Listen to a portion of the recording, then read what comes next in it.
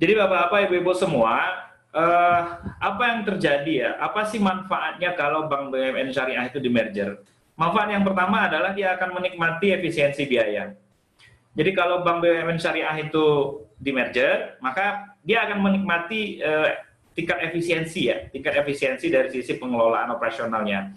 Kenapa? Karena memang dia nggak perlu lagi investasi ya untuk hal-hal yang tujuannya sama gitu ya, seperti penggunaan dan produk yang sama. Nah, artinya kalau sekarang sebelum merger, Bank Syariah Mandiri buat produk ya, buka kantor sendirian, nanti BNI Syariah buka kantor juga. Jadi ada dua biaya yang timbul di situ.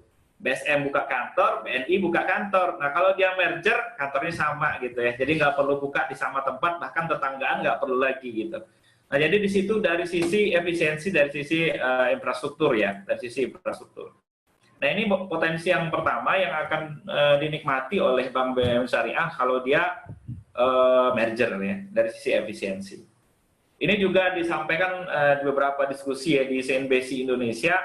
Hal yang paling mendasar sebenarnya kalau mereka merger itu ya efisiensi, ya targetnya di sana efisiensi ya. Selanjutnya adalah, nah ini juga masih berkaitan dengan efisiensi ya. Dia akan menikmati apa yang disebut dengan economic of scale ya. Nah, economic of scale ini sederhananya kayak gini Bapak Ibu. Kalau kita mencetak buku ya, mencetak buku di percetakan, itu kalau nyetaknya dikit, itu biayanya mahal dibanding kalau kita nyetak banyak gitu ya. Pernahkah kita berpikir kok nyetak banyak lebih murah sih gitu ya dibanding nyetak dikit gitu. Nah itu kan dalam teori biaya orang akuntansi pasti tahu ada yang fixed cost, ada yang variable cost gitu ya. Kalau dia nyetak banyak kan variable cost-nya aja yang bertambah, fixed cost-nya tetap. Sedangkan kalau dia nyetak dikit, fixed cost-nya tetap sama gitu ya dengan cetak banyak. Jadi sama sebenarnya dengan bank kalau dia size-nya udah besar ya, maka dia akan menikmati sama kayak percetakan tadi, dia akan menikmati skala ekonomi yang lebih baik, sehingga dia bisa lebih efisien bergeraknya. Nah, masih ada kaitannya dengan efisiensi tadi. Nah, apa yang menarik di situ, sebenarnya kalau Bank BUMN ini merger, sehingga dia menikmati economic of scale, kita berharap sih sebenarnya biaya transaksi itu yang selama ini di stigmakan di perbankan syariah itu tinggi gitu ya. Wah, bank syariah mah mahal gitu ya, marginnya tinggi, kemudian ribet gitu ya, ribet. Nah, kita berharap dengan mergernya ini stigma itu bisa hilang. Kenapa? Karena dia menikmati economy of scale tadi. Dia sudah beroperasi dengan biaya yang lebih efisien gitu ya.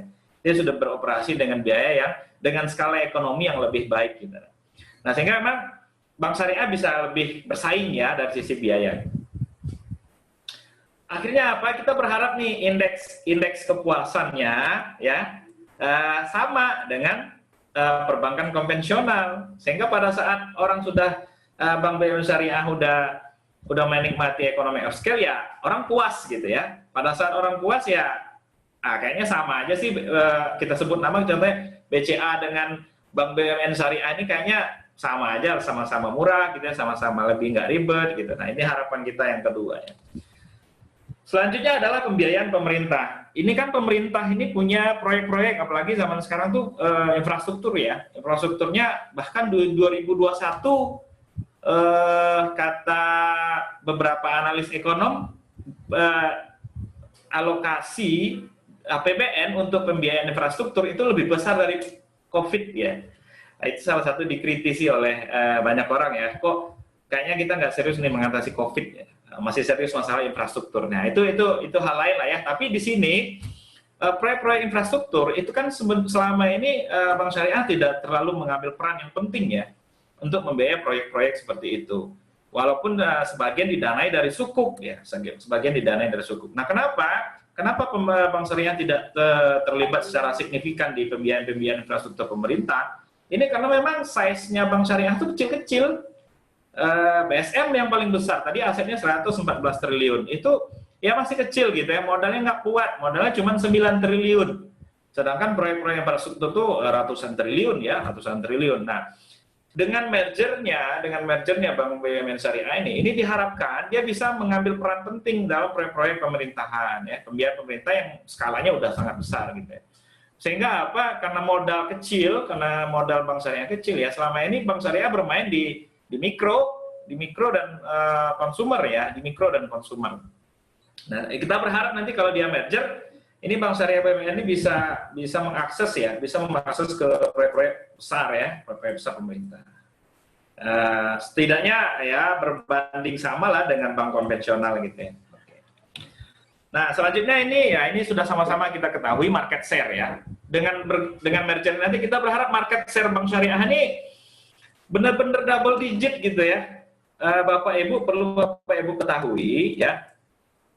Bank Syariah kita ini dimulai tahun 92 ya oleh Bank Muamalat. Ini ada Pak Ahmad di sini. Pak Ahmad ini di Bank Muamalat Pusat ya. Ini sampai sekarang tahun 2000 ya. 2020 ya kurang lebih hampir sudah 30 tahun ya, 28 tahun lah ya, 30 tahun. Itu baru 6%. Jadi sudah hampir 30 tahun market share-nya Bank Syariah baru 6%.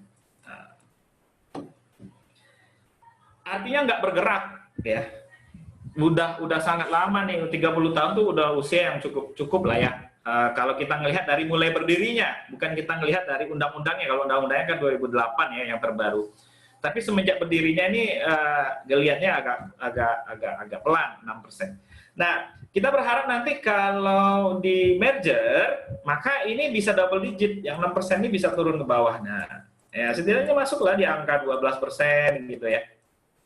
12%, 13%, 14%, sebagaimana negara tetangga kita Malaysia. Malaysia sudah di angka 20-30% ya market share-nya. Nah, ini harapan juga sebenarnya bagaimana Bank BUMN Syariah itu kalau di merger dia bisa market share bisa lebih baik. Nah, selanjutnya adalah apa sih potensi yang kemudian muncul kalau dia merger? Nah, ini potensi selanjutnya adalah Bank Syariah yang besar itu bisa melakukan pembiayaan yang sifatnya korporasi.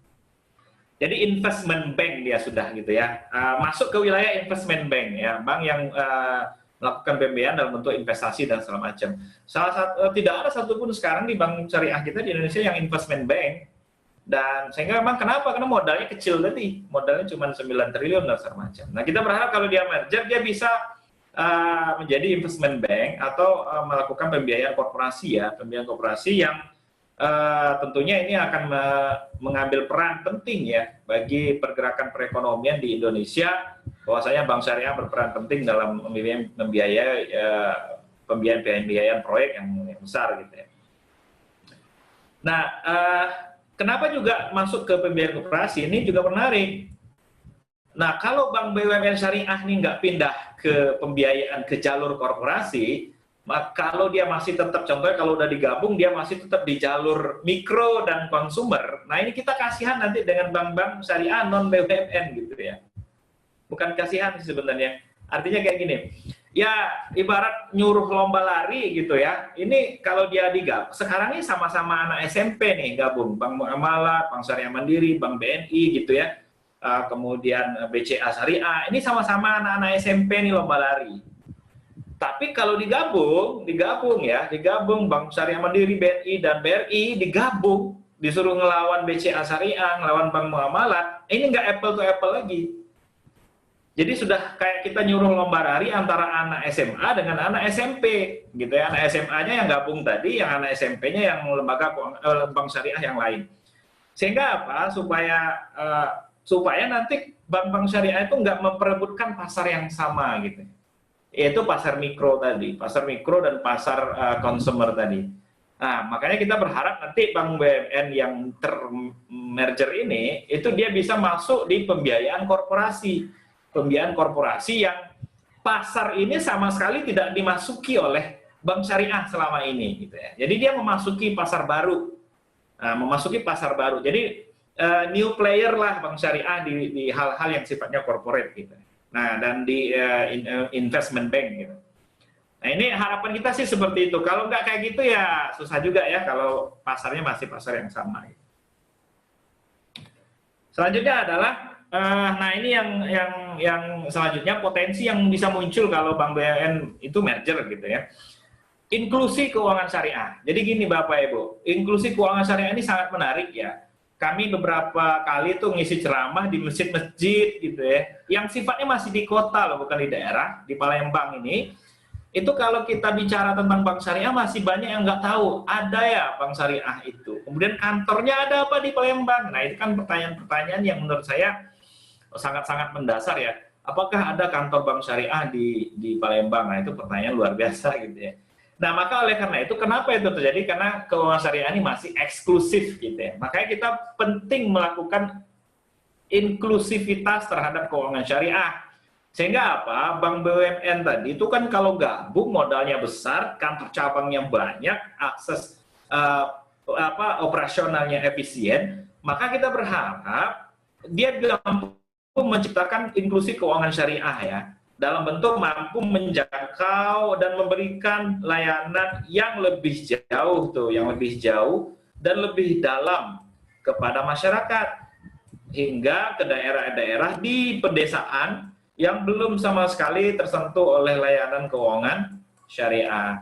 Jadi kalau kita tuh sudah besar, nanti ini terakhir ya, nah ini terakhir, kalau nanti Bank BUMN itu udah besar, ya kita berharap dia bisa mendidik dan mengedukasi masyarakat ya, menciptakan inklusivitas keuangan syariah yang lebih baik. Kenapa? Karena kayak gini, dengan kekuatan yang besar itu akan datang tanggung jawab yang besar. Nah, jadi nanti Bank BUMN syariah ini jangan hanya merasa besar saja dan hebat gitu ya. Tapi dia juga harus memahami ada great responsibility di balik great power gitu ya. Ada tanggung jawab yang besar sebenarnya di belakang kekuatan yang besar tadi. Nah, salah satunya kita berharap itu adalah mereka bermain penting ya dalam berperan menciptakan inklusivitas keuangan syariah di Indonesia, termasuk ke daerah-daerah di Indonesia. Nah ini beberapa Bapak Ibu yang bisa saya sampaikan ya. Memang tidak banyak yang bisa kita diskusikan, tapi tadi sudah kita mix dengan risiko ya. Jadi potensi merger Bank BUMN Syariah ini bisa menciptakan efisiensi biaya, kemudian dia bisa mengambil pembiayaan yang ada di pemerintah, demikian juga dengan pembiayaan koperasi dan economic of scale ya, menikmati economic of scale dan mampu menciptakan inklusivitas keuangan syariah. Terakhir kita berharap dia bisa meningkatkan atau mendongkrak market share perbankan syariah.